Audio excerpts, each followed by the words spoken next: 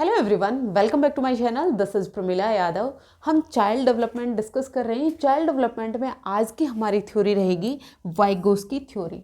देखिए, लेव वाइगोस्की की थ्योरी है वो हर एक एग्जाम के लिए इंपॉर्टेंट है। मेनली हम यूपी टेट को टारगेट करके चल रहे हैं। यूपी टेट का कंप्लीट सिलेबस हम इस सीरीज में डिस्कस कर रहे हैं। आप कोई भी एग्जाम दे रहे हो, अगर आपके एग्जाम में ये थ्योरी है तो यहाँ से करना आपके लिए बहुत वर्थ इट रहेगा। आप बहुत अच्छे से अपने कॉन्सेप्ट को क्लियर यहाँ से कर पाएंगे। लेव वाइगोस्की की थ्योरी में आज हम क्या क्या डिस्कस करेंगे मैं आपको बता दूं। इसमें हम की कॉन्सेप्ट जेडपीडी के बारे में पढ़ेंगे, मोर नॉलेजेबल अदर के बारे में पढ़ेंगे, स्टेप फोल्डिंग पढ़ेंगे, डायग्राम से बहुत अच्छे से समझेंगे। फिर हम स्पीच के टाइप्स के बारे में बात करेंगे। लेव वाइगोस्की ने 3 टाइप की स्पीच बताई है, सोशल स्पीच, प्राइवेट स्पीच और इनर स्पीच। फिर उसके बाद हम कोलैबोरेटिव लर्निंग के बारे में बात करेंगे। देखिए, ये जो क्लास है बायलिंगुअल रहेगी, हिंदी और इंग्लिश मीडियम दोनों में रहेगी। अगर आपको पीडीएफ चाहिए तो आप मेरे टेलीग्राम चैनल से ले सकते हैं। टेलीग्राम चैनल का लिंक मैं आपको डिस्क्रिप्शन में दे दूंगी, वहाँ पर आपको पीडीएफ दोनों लैंग्वेज में मिल जाएगी। तो आइए शुरू करते हैं आज की क्लास। देखिए, लेव वाइगोस्की हैं, उसकी थ्योरी का नाम क्या है? सोशियो कल्चरल डेवलपमेंट थ्योरी, यानी सामाजिक सांस्कृतिक विकास का सिद्धांत। सामाजिक सांस्कृतिक विकास का सिद्धांत। अगर आपसे एग्जामिनर बहुत इजी क्वेश्चन पूछना चाहता है तो आपसे डायरेक्ट पूछेगा लेव वाइगोस्की की थ्योरी का क्या नाम है, तो सामाजिक सांस्कृतिक विकास का सिद्धांत, सोशियो कल्चरल डेवलपमेंट थ्योरी। या फिर आपसे उल्टा करके पूछ सकता है कि सांस्कृतिक सामाजिक विकास का सिद्धांत या फिर सोशियो कल्चरल डेवलपमेंट थ्योरी किसने दी थी, तो लेव वाइगोस्की ने दी थी। जैसे हमें नाम से ही समझ में आ रहा है, सामाजिक और सांस्कृतिक, ये इन्होंने समाज को इम्पोर्टेंस दी है और संस्कृति को इम्पोर्टेंस दी है।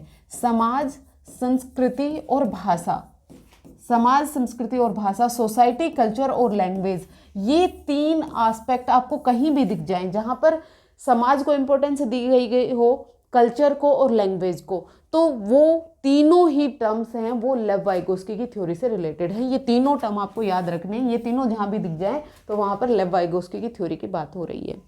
लेव वाइगोस्की ने सोशल इंटरेक्शन को इंपॉर्टेंस दी है। सोशल इंटरेक्शन को एसेंशियल माना है बच्चे के कोग्निटिव डेवलपमेंट के लिए। अच्छा, ये जो लेव वाइगोस्की की थ्योरी है, ये कौन से डेवलपमेंट की बात करती है, तो ये मेनली बच्चे के कोग्निटिव डेवलपमेंट की बात करती है, बच्चे के संज्ञानात्मक विकास की बात करते हैं। ये कहते हैं कि बच्चे का जो संज्ञानात्मक विकास है कब होगा, जब वो सोशल इंटरेक्शन करेगा, जब वो अपने आसपास के लोगों के साथ बातचीत करेगा, जो उससे ज़्यादा जानने वाले लोग हैं, मोर नॉलेजेबल अदर है, वो उन बच्चों को सिखाते हैं, बच्चे उनसे सीखते हैं और बच्चे का कोग्निटिव डेवलपमेंट होता है। तो इन्होंने सोशल इंटरेक्शन को बहुत ज़्यादा इंपॉर्टेंस दी है। उसके बाद इन्होंने कल्चर शेप थिंकिंग, जो बच्चे का कल्चर है, बच्चे की संस्कृति है। हमारे इंडिया में बहुत सारे अलग अलग डिफरेंट कल्चर हैं। हर एक कल्चर के अपने नियम होते हैं, रीति रिवाज होते हैं, कस्टम्स होती हैं, वैल्यूज़ होती हैं। वो सब चीज़ें मिलकर बच्चे की थिंकिंग को शेप करती हैं। हर एक कल्चर के बच्चे की थिंकिंग डिफरेंट होती है। हर एक सोसाइटी के बच्चे की थिंकिंग अलग अलग होती है, क्योंकि कल्चर और समाज है वो बच्चे के डेवलपमेंट को प्रभावित करता है। Language is the primary tool for thought. भाषा का होना जरूरी है। पहले भाषा का डेवलपमेंट होगा, फिर थॉट का डेवलपमेंट होगा। जब तक भाषा का डेवलपमेंट नहीं होगा तो बच्चे अपने थॉट को विकसित नहीं कर पाएंगे। ये कहा किसने? वाइगोस्की ने। और पियाजेट की अगर हम बात करें, पियाजेट ने भी कोग्निटिव डेवलपमेंट थ्योरी दी है। पियाजेट इससे बिल्कुल उल्टा कहते हैं। पियाजेट कहते हैं कि पहले बच्चे में थॉट आता है, फिर उसके बाद बच्चे में भाषा आती है, फिर उसके बाद बच्चे में लैंग्वेज का डेवलपमेंट होता है। दोनों को आप याद रखिएगा। सबसे ज़्यादा कन्फ्यूजन यहीं पर ही होता है। लेव वाइगोस्की कहते हैं कि बच्चे में लैंग्वेज का डेवलपमेंट पहले होता है। ये तीनों टर्म आपको याद रखनी है, समाज, संस्कृति और भाषा। इन्होंने भाषा को इंपॉर्टेंस दी, इसीलिए लेव वाइगोस्की कहते हैं कि पहले बच्चे में भाषा आएगी, फिर उसके बाद बच्चे में विचार आएंगे। लेकिन प्याजेट हैं वो इससे बिल्कुल उल्टा कहते हैं, पहले थॉट आएगी फिर बच्चे में भाषा का डेवलपमेंट होगा। लर्निंग लीड्स डेवलपमेंट, एक ये भी आपको इंपॉर्टेंट है, याद रखना है। ये कहते हैं कि पहले बच्चे में अधिगम होता है, पहले बच्चे में लर्निंग होगी, अधिगम के बाद बच्चे में विकास होगा। लेकिन जीन पियाजेट इससे बिल्कुल उल्टा कहते हैं, क्योंकि उन्होंने मैच्योरेशन को इंपॉर्टेंस दी है। वो कहते हैं कि पहले बच्चे में डेवलपमेंट होगा फिर उसके बाद बच्चे में लर्निंग होगी। तो ये दोनों चीज़ें आपको याद रखनी है। लेव वाइगोस्की की थ्योरी और पियाजेट की थ्योरी दोनों ही इंपॉर्टेंट है, इनके कंपैरिजन से क्वेश्चन पूछा जा सकता है। तो ये दोनों चीज़ें आपको क्लियर हुई, क्या क्या इन्होंने किसको इंपॉर्टेंस दी है, सोशल इंटरेक्शन को इंपॉर्टेंस दी है, इन्होंने कल्चर को इंपॉर्टेंस दी है, इन्होंने कहा है पहले बच्चे में भाषा का डेवलपमेंट होगा फिर बच्चे में थॉट आएगा, और ये कहते हैं कि पहले बच्चे में लर्निंग होगी फिर उसके बाद बच्चे में डेवलपमेंट होगा। तीन चीज़ों को इंपॉर्टेंस दी। तीन चीज़ें कौन कौन सी हैं, समाज, संस्कृति और भाषा। लेव वाइगोस्की की थ्योरी यहाँ से आप बिल्कुल याद करके जाओगे, इसके बाद आपको कोई कंफ्यूजन नहीं रहेगा। आज हम बात करेंगे जेडपीडी की। जेडपीडी क्या होता है, zone of proximal development. Full form आपको याद रखनी है, हिंदी मीडियम वाले बच्चे भी इसको याद कर लें, क्योंकि अगर फुल फॉर्म पूछी जाती है जेडपीडी तो आप कंफ्यूज हो सकते हैं। जेडपीडी क्या होगा, जोन ऑफ प्रॉक्सिमल डेवलपमेंट। एमकेओ की फुल फॉर्म आपको पता होनी चाहिए, मोर नॉलेजेबल अदर। इनको अभी हम समझेंगे अलग अलग। फिर स्कैफोल्डिंग यानी मचान। ये तीनों चीजें आपको कहीं भी लिखी हुई मिल जाए, क्या क्या, जेडपीडी, एमकेओ, स्कैफोल्डिंग। तो ये किसकी थ्योरी की बात हो रही है, लेव वाइगोस्की की थ्योरी की बात हो रही है। पीछे तीन चीजें हमने और पढ़ी, कौन कौन सी, समाज, संस्कृति और भाषा। तीन यहाँ पर एमकेओ, जेडपीडी और स्कैफोल्डिंग, 6 चीजें हैं जो डायरेक्टली आपको याद रखनी है। किससे रिलेटेड हैं, ये लेव वाइगोस्की की थ्योरी से रिलेटेड हैं। और एक 7वीं चीज आप कोलैबोरेटिव लर्निंग और याद कर लेना, इससे बाहर कुछ नहीं है लेव वाइगोस्की की थ्योरी में। अच्छा, अब एक एक को समझते हैं। जेडपीडी को समझते हैं। जेडपीडी की फुल फॉर्म क्या है, जोन ऑफ प्रॉक्सिमल डेवलपमेंट। इसको एक बार पिक्चर से समझते हैं। देखिए जेडपीडी क्या होता है, आप टर्मिनोलॉजी में ज़्यादा फंसने की जरूरत नहीं है, बहुत ईजी सी चीज़ है। क्या है समझिए, एट प्रेजेंट बच्चा, अभी चाइल्ड का कॉग्निटिव डेवलपमेंट कितना है।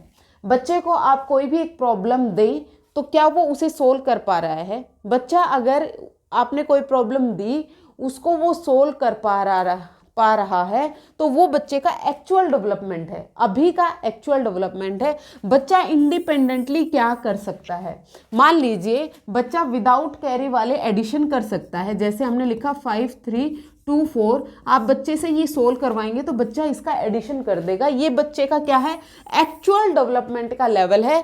कैन डू अलोन, किसी के बिना किसी की मदद से बच्चा इंडिपेंडेंटली जो कर पाता है उसको हम कहते हैं एक्चुअल डेवलपमेंट। ये क्या है, बच्चे का एक्चुअल डेवलपमेंट है, एक्चुअल डेवलपमेंट लेवल। ठीक है। अब एक एरिया, एक गैप, ये जो एरिया है, ये एरिया ऐसा एरिया है, अगर आप बच्चे की हेल्प कर दें, बच्चे की मदद कर दें। अब ये जो मदद कौन करेगा, ये मदद करेगा मोर नॉलेजेबल अदर, जो इस बच्चे से ज़्यादा जानता है। अगर वो बच्चे की मदद कर दे तो बच्चा इस एरिया तक अपने आप को डेवलप कर पाता है, और यही जो एरिया है यही जेडपीडी है, जोन ऑफ प्रॉक्सिमल डेवलपमेंट है। जैसे बच्चा एक्चुअल डेवलपमेंट लेवल ये था, लेकिन अगर कोई अडल्ट आए, कोई उससे ज़्यादा जानने वाला आए और उसे बता दे कि कैरी वाले जो एडिशन है वो किस तरह से करने हैं, तो बच्चा कर पाएगा। ये जो उसके कर पाने की क्षमता है, कहाँ तक वो किसी की मदद से कर पाता है, वो है जेडपीडी। फिर एक एरिया ऐसा आएगा कि एट प्रेजेंट, अभी बच्चा चाहे उसकी कोई मदद करे चाहे कोई बताए, बच्चा नहीं कर पाएगा। जैसे आप बच्चे को अलजेब्रा की कोई भी प्रॉब्लम दें तो बच्चा नहीं सोल्व कर पाएगा, क्योंकि अभी वो बच्चे के डेवलपमेंट से बाहर है, बियॉन्ड है, कैन नॉट डू। किसी की मदद मिले या ना मिले बच्चा वहां तक नहीं कर पाएगा। आप यहाँ पर बच्चे को रॉकेट साइंस सिखाएं तो बच्चा नहीं सीख पाएगा। जेडपीडी क्या हुआ, जब बच्चा किसी की मदद से जिस एरिया तक कोई भी प्रॉब्लम सोल्व कर पाता है वही जेडपीडी होता है। क्लियर, समझ आया। एक बार मैं आपको फिर से बता दूं, जेडपीडी क्या होगा। जेडपीडी एक एरिया होता है। कौन सा एरिया होता है, वो एरिया होता है बच्चा इंडिपेंडेंट क्या कर सकता है और किसी की मदद के साथ क्या कर सकता है, उसके बीच का जो एरिया है, या फिर आप दोबारा समझे, बच्चा इंडिपेंडेंटली क्या कर सकता है, ये जो एरिया किसके बीच का होगा, बच्चा इंडिपेंडेंटली क्या कर सकता है, और वो कर ही नहीं सकता उसके बीच का जो एरिया है। और ये जो एरिया है कैन डू विद हेल्प, ये हेल्प की मदद से बच्चा कर पाता है। यही जो एरिया है ये ZPD है, जोन ऑफ प्रॉक्सिमल डेवलपमेंट है। ये वाला जो एरिया है ये ZPD है। होपफुली आपको ZPD में कोई डाउट नहीं रहा होगा। अगर आपको समझ आया तो आप लाइक और कमेंट कर सकते हैं। देखिए, ZPD is the gap between what A learner can do independently, अपने आप क्या कर सकता है, and what they can do with guidance और सपोर्ट। और ये जो गाइडेंस और सपोर्ट है ये कौन देता है, MKO देता है। अभी समझेंगे। ये कहते हैं कि जो लर्निंग है वो मोस्ट इफेक्टिव कब होगी, जब बच्चे को ऐसा टास्क दिया जाए जो उसके एक्चुअल डेवलपमेंट से स्लाइटली हायर होगा। जैसे मैंने अभी एग्जांपल देके बताया कि बच्चे को विदाउट कैरी वाले एडिशन तो आते हैं, लेकिन कैरी वाले एडिशन आप बच्चे को देंगे तो वो बच्चे के लिए चैलेंजिंग होगा। और अगर आप बच्चे की मदद कर देंगे थोड़ा सा तो बच्चा उसको अचीव कर पाएगा, बच्चे के लिए वो इंटरेस्टिंग रहेगा। बच्चे को सिंपल एडिशन करने आते हैं, वो चाहे आप 10 दें बच्चा उनको करेगा और फिर बोरियत भी महसूस करता है। क्यों? क्योंकि वो बच्चे को आता है, वो एक्चुअल डेवलपमेंट का लेवल है। बियॉन्ड एक्चुअल डेवलपमेंट आप जाएंगे, स्लाइटली बियॉन्ड जाना है ताकि बच्चे के लिए वो इंटरेस्टिंग लगे, बच्चा उसको करने में भी इच्छा दिखाए। लेकिन अगर आप बच्चे को ऐसे टास्क दे दें जो उसके ZPD के बाहर का है, जो वो कर ही नहीं सकता, आप उसे एल्जेब्रा सिखाने लगे, आप उसे रॉकेट साइंस सिखाने लगे, तो बच्चा नहीं सीखेगा, इंटरेस्ट भी नहीं दिखाएगा। इंटरेस्ट किस में दिखाएगा, जो उसके एक्चुअल डेवलपमेंट से स्लाइटली हायर होगा। ये था आपका ZPD के बाद नेक्स्ट टर्म हम देखते हैं MKO, मोर नॉलेजेबल अदर। मोर नॉलेजेबल अदर एक पर्सन होता है, एक आदमी होता है। वो आदमी कौन होता है, जो सीखने वाले से थोड़ा सा ज़्यादा जानता हो। हम हैं, हम किससे सीखेंगे, जो हमसे ज़्यादा जानता हो। जो हमारे बराबर जानता है वो हमें क्या सिखाएगा, या जो हमसे कम जानता है वो हमें क्या सिखाएगा, हमें सिखाता वही है, हम सीखते उसी से हैं जो हमसे ज़्यादा जानता है। अब ये जो पर्सन है ये कोई भी हो सकता है, हमारा टीचर हो सकता है, हमारे पेरेंट हो सकते हैं, हमारा पड़ोसी हो सकता है, हमारा दोस्त हो सकता है, कोई भी AI टूल हो सकता है, हमारा गूगल हो सकता है, ChatGPT हो सकता है, कोई भी जहाँ से भी हम सीखते हैं। तो ये क्या हुआ, आपका मोर नॉलेजेबल अदर हुआ। समझ आया?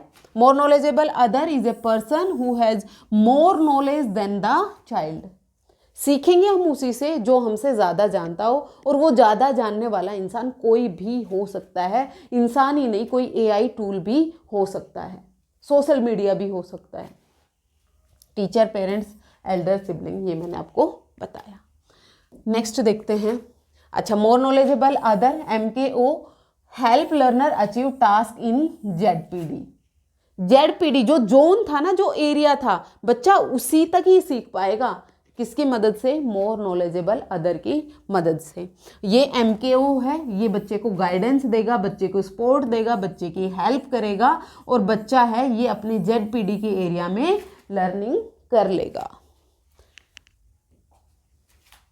अब हम देखते हैं स्कैफोल्डिंग। स्कैफोल्डिंग को मचान भी कहा जाता है, ढांचा भी कहा जाता है।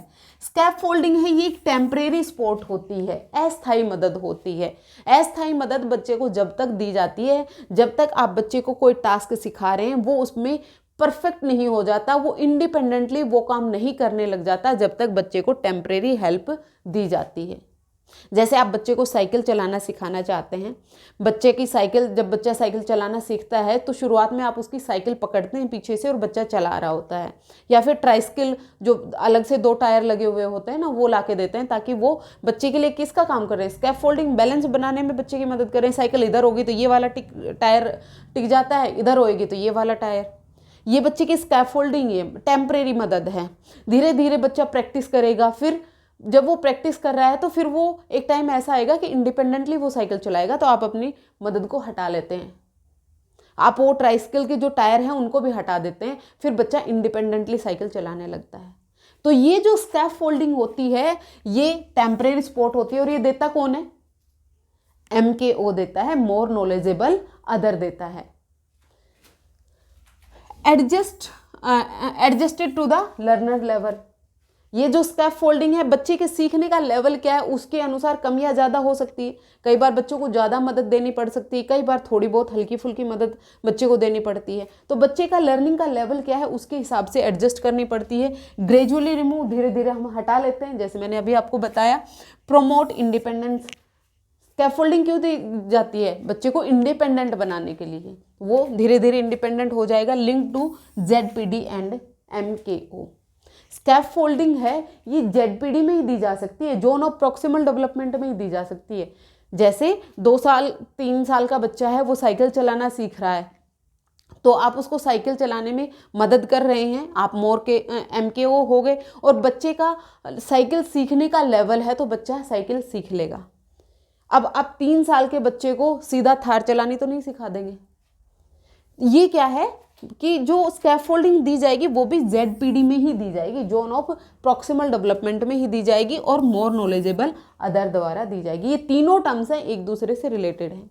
मैंने लेव वाइगोस्की की थ्योरी में कितनी चीज़ें बताई जो आपको याद रखनी है? 7। कौन कौन सी? समाज, संस्कृति, भाषा, ZPD, more knowledgeable other, scaffolding और collaborative learning. Type of speech भी देखेंगे हम। तो ये आपको समझ में आया स्कैफोल्डिंग क्या होती है? ठीक है, अब हम बात करते हैं स्टेजेस ऑफ स्पीच। लेव वाइगोस्की के अनुसार बच्चे का जो ये जो है वॉक है, स्पीच है, ये 3 स्टेजेस में डेवलप होता है। सबसे पहले बच्चे में सोशल स्पीच आती है, यानी सामाजिक वाक कहेंगे। फिर उसके बाद प्राइवेट स्पीच आती है, यानी निजी वाक, और इनर स्पीच यानी अंतः वाक। प्राइवेट स्पीच से सबसे ज़्यादा क्वेश्चन पूछे जाते हैं। प्राइवेट स्पीच क्या होती है अभी हम समझेंगे, ये इसी सीक्वेंस में डेवलप होती है। सबसे पहले बच्चे में सोशल स्पीच आती है, जब बच्चा लगभग 0 से 3 साल का होता है तो बच्चे में सोशल स्पीच डेवलप होती है। फिर 3 से 6 साल के बच्चे में प्राइवेट स्पीच आ जाती है, और 7 और उससे आगे वाला जो बच्चा होता है उसमें इनर स्पीच आ जाती है। External communication gradually become internal thinking. देखिए, शुरुआत में क्या होता है, जब बच्चा 0 से 3 साल का है, उसे चोट लगी या आपने डांट दिया तो वो खूब फैल डालेगा, खूब जोर जोर से रोएगा। ये क्या है? ये है आपकी सोशल स्पीच। सोशल क्राइम बोले, सबको दिखाएगा कि मैं रो रहा हूँ, सबके पास जा जाके बताएगा कि मैं रो रहा हूँ।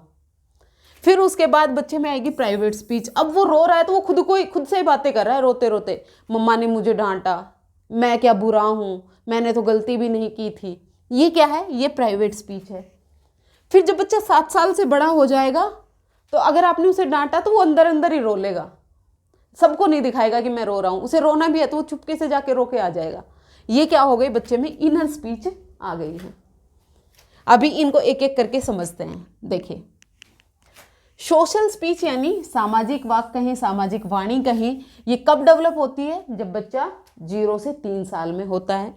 Child speaks to communicate with other. 0 से 3 साल का बच्चा कम्युनिकेशन सीख जाता है। उसे भूख लगी है तो वो कहेगा उसे भूख लगी है, खाना दो। प्यास लगी है तो वो पानी मांगेगा। उसी जो भी नीड है, जो भी उसे बात करनी है, वो अपनी बात कहना और सुनना सीख जाता है। यही सोशल स्पीच होती है। Speech is used for social interaction. सबसे बातचीत करना सीख जाता है। नॉर्मली बच्चा जो बातचीत करना सीखता है वही सोशल स्पीच होती है। 0 से 3 साल में बच्चे में डेवलप हो जाती है। ये इंपॉर्टेंट है प्राइवेट स्पीच। प्राइवेट स्पीच को लेव वाइगोस्की ने बहुत ज़्यादा इंपॉर्टेंस दी है। ये कहते हैं कि ये जो प्राइवेट स्पीच है ना, ये बच्चे को प्रॉब्लम सॉल्विंग में हेल्प करती है। जैसे बच्चा कुछ कर रहा है, बच्चा ड्राइंग बना रहा है, ड्राइंग बनाते बनाते वो खुद से बात कर रहा है, नहीं ये मैंने यहाँ पर गलत कर दिया, इसमें यहाँ ये कलर करना चाहिए था, ये ऐसा डिजाइन होना चाहिए था। खेल रहा है तो खेलते खेलते वो खुद से बात कर रहा है। तो लेव वाइगोस्की कह रहे हैं ये बच्चा जो खुद से बात कर रहा है ना, ये सिर्फ बात नहीं होती, बच्चा खुद को गाइड कर रहा है, खुद की थिंकिंग को गाइड कर रहा है। तो ये जो प्राइवेट स्पीच है ये बहुत इंपॉर्टेंट है। ये शो करती है कि बच्चे का कॉग्निटिव डेवलपमेंट कितना हुआ है, बच्चा किस तरीके से सीखता है। ये हम बच्चे के प्राइवेट स्पीच से पता लगा सकते हैं। प्राइवेट स्पीच की तरह ही पियाजेट ने कौन से स्पीच की बात की थी? ईगोसेंट्रिक स्पीच की बात की थी, अहम केंद्रित वाक्य की बात की थी कि बच्चे, लेकिन जो लेव वाइगोस्की इन्होंने तो प्राइवेट स्पीच को इंपॉर्टेंस दी, लेकिन पियाजेट ने ईगोसेंट्रिक स्पीच को इंपॉर्टेंस नहीं दी। वो कहते हैं कि ईगोसेंट्रिक स्पीच है वो किसी काम की नहीं होती। ये जो प्राइवेट स्पीच है इसी को नाम दिया है पियाजेट ने ईगोसेंट्रिक स्पीच, लेकिन उन्होंने इसे इंपॉर्टेंस नहीं दी। वो कहते हैं कि ये किसी काम की नहीं होती, लेकिन लेव वाइगोस्की कहते हैं कि ये बहुत इंपॉर्टेंट होती है, ये बच्चे को गाइड करती है, सेल्फ रेगुलेशन में मदद करती है। ये जो लाइन है ना ये इंपॉर्टेंट है, यही डायरेक्ट पूछी जाती है आपके एग्जाम में। जो प्राइवेट स्पीच है ये help in problem solving and self guidance, very important stage होती है, बहुत इंपॉर्टेंट है, याद रखना है। कब आती है बच्चे में? 3 से 7 साल की उम्र में बच्चे में प्राइवेट स्पीच आ जाती है। फिर आती है इनर स्पीच यानी आंतरिक वाणी, ये 7 साल के आसपास बच्चे में आ जाती है और फिर ये लाइफ लॉन्ग रहती है। स्पीच बिकम साइलेंट थिंकिंग, 2 से 6 साल का बच्चा होता है ना, जब बच्चे में प्राइवेट स्पीच होती है, वो कुछ पढ़ रहा है ना तो वो जोर जोर से बोल बोल के पढ़ता है। कुछ भी लर्न कर रहा है, आपने उसे 1 2 3 लर्न करने देखा होगा। जब हम भी स्कूल में पढ़ते थे तो हमें पहाड़े बुलवाए जाते थे, जोर जोर से बुलवाए जाते थे। वो क्या था? बच्चा बाहर बोल रहा है। लेकिन जैसे ही बच्चा 7 साल का हो जाएगा ना, फिर वो अब बोल बोल के नहीं पढ़ेगा, वो अपने दिमाग में ही सोचता है, अपनी साइलेंट रीडिंग करता है। तो यही क्या है? इनर स्पीच है। Child thinks internally without speaking allowed, अब बच्चा जोर जोर से नहीं पढ़ेगा, अपने अंदर ही अपने दिमाग में ही पढ़ता है। Student silently solving math in mind. समझ में आया? 3 तरह की स्पीच है, कौन कौन सी? सबसे पहले बच्चे में सोशल स्पीच आएगी, प्राइवेट स्पीच आएगी और फिर बच्चे में इनर स्पीच आती है। अब है कोलैबोरेटिव लर्निंग यानी सहयोगात्मक अधिगम। लेव वाइगोस्की ने सोशल इंटरेक्शन को इंपॉर्टेंस दी। सोशल इंटरेक्शन कब होगी? जब बच्चा अपने आसपास के लोगों के साथ अंतःक्रिया करेगा। अब लेव वाइगोस्की कहते हैं कि ये जो आसपास के लोग हैं ना, अगर बच्चा इनके साथ ग्रुप बनाकर पढ़े, अगर बच्चा एक समूह में पढ़े तो लर्निंग सबसे बढ़िया होगी। क्यों होगी? क्योंकि यहाँ पर बच्चा अपनी थिंकिंग को अपने जो पीयर्स हैं, अपने जो फ्रेंड्स हैं, उनके साथ शेयर करेगा। यहाँ पर रिस्पॉन्सिबिलिटी शेयर होंगी, तो बच्चे बेहतर तरीके से सीख पाएंगे। यही एक कोलैबोरेटिव सहयोगात्मक अधिगम, जब बच्चा ग्रुप्स में सीख रहा है, लर्निंग इन ग्रुप्स, समूह में जब सीखेगा। जब बच्चा समूह में सीखेगा तो सबके अपनी अपनी जो एक्टिविटी है वो डिवाइड होंगी। तो ये काम करेगा, मैं ये काम करूंगा, वो ये काम करेगा, सबकी रिस्पॉन्सिबिलिटी डिवाइड हो जाती है और सब अपनी अपनी रिस्पॉन्सिबिलिटी को बहुत मन से निभाते हैं। तो यहाँ पर एक्टिव पार्टिसिपेशन होता है, सभी बच्चों का एक्टिव पार्टिसिपेशन होता है, शेयर्ड रिस्पॉन्सिबिलिटी होती है, डिस्कशन एंड इंटरेक्शन होता है और ये पीयर लर्निंग होती है, यानी सहपाठी से सीखना होता है। क्यों? क्योंकि सब अपनी अपनी थिंकिंग को क्या कर रहे होते हैं? शेयर कर रहे होते हैं। जैसे बच्चे किसी प्रोजेक्ट पर काम कर रहे हैं, कोई भी मॉडल बना रहे हैं, कोई चार्ट बना रहे हैं, कोई भी साइंस एक्टिविटी, कोई भी एक एक्टिविटी, कोई साइंस एक्सपेरिमेंट कर रहे हैं, जब सारे एक साथ मिलकर करते हैं तो सभी एक दूसरे की मदद करते हैं, सब एक्टिव होते हैं, सभी की अपनी अपनी रिस्पॉन्सिबिलिटी शेयर्ड होती हैं, तो लर्निंग है वो बहुत अच्छे तरीके से होगी। लेकिन पियाजेट क्या कहते हैं कि बच्चा इंडिविजुअली सीखेगा। इन्होंने ग्रुप की बात नहीं की, ग्रुप की बात करते हैं कौन? वाइगोस्की, और इंडिविजुअल लर्निंग की बात करते हैं जीन पियाजेट। वाइगोस्की ने स्टेजेस की बात नहीं की कि बच्चे का डेवलपमेंट है वो स्टेजेस में होता है, इन्होंने एज को इंपॉर्टेंस नहीं दी। लेव वाइगोस्की कहते हैं कि किसी भी उम्र के बच्चे को आप कुछ भी सिखा सकते हैं, बस जो सिखाने वाला है, जो मोर नॉलेजेबल अदर है, वो एक अच्छा इंसान होना चाहिए, मतलब फैसिलिटेटर होना चाहिए। बच्चे को सिखाने को कुछ भी सिखाया जा सकता है, एज को इंपॉर्टेंस नहीं दी। लेकिन पियाजेट कहते हैं कि जैसे जैसे बच्चे की उम्र बढ़ती है वैसे वैसे बच्चे का कोग्निटिव डेवलपमेंट होता है और बच्चे को उसके एज के अकॉर्डिंग, उसके मैच्योरेशन के अकॉर्डिंग ही सिखा सकते हैं।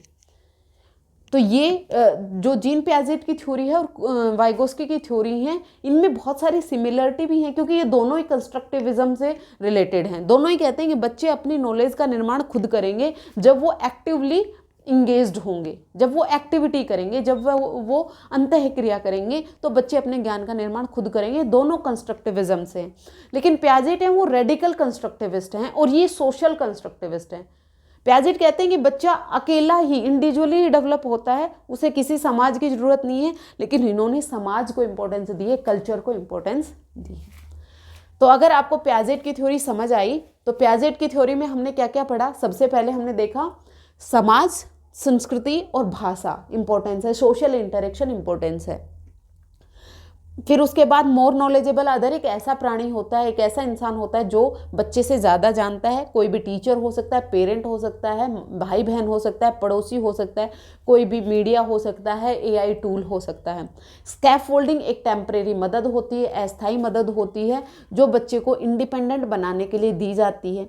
ZPD zone of proximal development एक ऐसा एरिया होता है बच्चा इंडिपेंडेंटली क्या कर सकता है और किसी की मदद से क्या कर सकता है, उसके बीच का जो एरिया है वो जेडपीडी होता है। टाइप ऑफ स्पीच देखिए, 3 टाइप ऑफ स्पीच हैं। पहली सोशल स्पीच बच्चे में 0 से 3 साल में डेवलप हो जाती है। बच्चा अपने आसपास के लोगों के साथ कम्युनिकेट करना सीख जाता है। फिर जब बच्चा 3 से 7 साल में होता है तो बच्चे में प्राइवेट स्पीच, निजी वाक, ये जो निजी वाक है बच्चा खुद को ही गाइड कर रहा होता है, खुद से बात कर रहा होता है, खुद को सेल्फ रेगुलेशन के लिए और गाइडेंस के लिए इंपॉर्टेंस होती है। फिर उसके बाद बच्चे में आती है इनर स्पीच यानी आंतरिक वाणी। ये जो वाणी होती है बच्चे में 7 साल से जब बच्चा बड़ा हो जाता है तब डेवलप होती है। यहाँ पर अब बच्चा अपने आप को गाइड करने के लिए उसे बाहर बोलने की ज़रूरत नहीं होती, अपने माइंड में ही चुपचाप वो पढ़ रहा होता है। फिर कोलैबोरेटिव लर्निंग की बात की, जब बच्चा ग्रुप में सीखता है, बच्चा एक्टिविटी करेगा, शेयर्ड रिस्पॉन्सिबिलिटी होगी, पीयर लर्निंग होगी यानी सहपाठी द्वारा सीखना होगा। तो ये थी आपकी लेव वाइगोस्की की थ्योरी। अगर आपको थ्योरी पसंद आई तो आप लाइक, शेयर एंड सब्सक्राइब कर सकते हैं और कमेंट करके ज़रूर बताइएगा। आज के लिए इतना ही, मिलते हैं फिर से। Thank you very much.